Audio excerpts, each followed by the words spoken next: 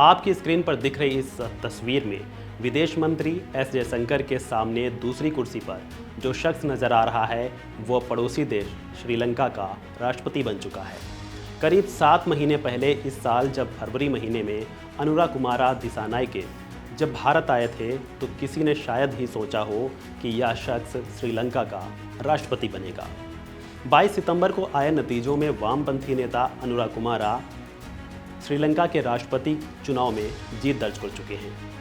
अनुरा जनता विमुक्ति पेरानुमा यानी जेवीपी के नेता हैं जो कि वामपंथी विचारा से ताल्लुक़ रखते हैं। अक्सर वामपंथी सरकारों को वैचारिक रूप से चीन के करीब माना जाता रहा है। ऐसे में ये सवाल उठ रहा है कि क्या भारत के लिए दिसानायके चुनौती बनेंगे, जैसा कि हाल ही में पड़ोसी देश बांग्लादेश में सत्ता परिवर्तन के बाद देखा जा रहा है। तो इससे पहले पड़ोसी मुल्क मालदीव में मुइज़्ज़ सरकार को लेकर भी देखा गया है। इस वीडियो में इसी को लेकर करेंगे चर्चा। नमस्कार, मैं हूं अतुल कुमार और आप देख रहे हैं वन इंडिया हिंदी।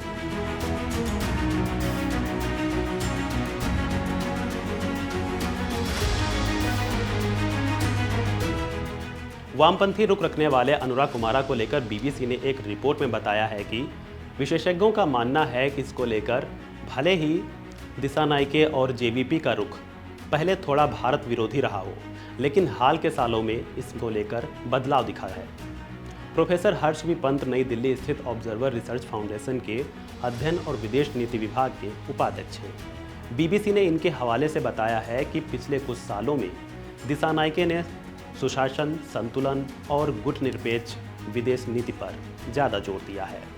मुझे लगता है कि उनकी सरकार का ध्यान भी इस पर रहेगा, खासकर IMF पैकेज के बाद के प्रभावों और समाज पर पड़े असर को ध्यान में रखकर।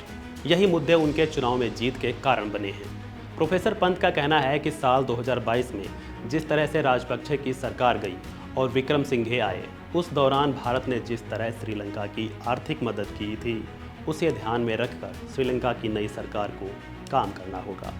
विशेषज्ञों का मानना है कि नए राष्ट्रपति अनुराकुमारा संकट के समय भारत की तरफ से की गई आर्थिक मदद को ध्यान में जरूर रखेंगे।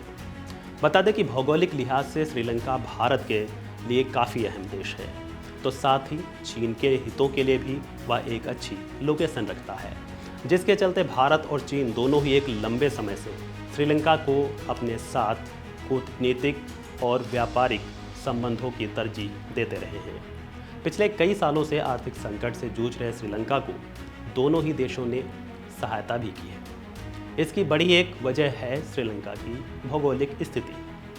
श्रीलंका के साथ बेहतर संबंध व्यापार के अलावा समुद्री सीमा में सामरिक दृष्टिकोण से भी बेहद अहम है। अब इस लिहाज से श्रीलंका में आई नई सरकार का भारत और चीन के बीच कैसा संतुलन रहेगा, असल तस्वीर तो समय दिखाएगा। बहरहाल देखना होगा आगे अनुराकुमारा की सरकार का भारत के साथ संबंधों को लेकर कैसा रुख रहता है। वह भारत की ओर झुकाव रखेंगे या चीन की ओर जाएंगे, या फिर अनुरा बैलेंस्ड नीति अपनाएंगे। फिलहाल इस वीडियो में इतना ही। खबरों से जुड़े अन्य अपडेट्स के लिए वन इंडिया को कीजिए लाइक और सब्सक्राइब।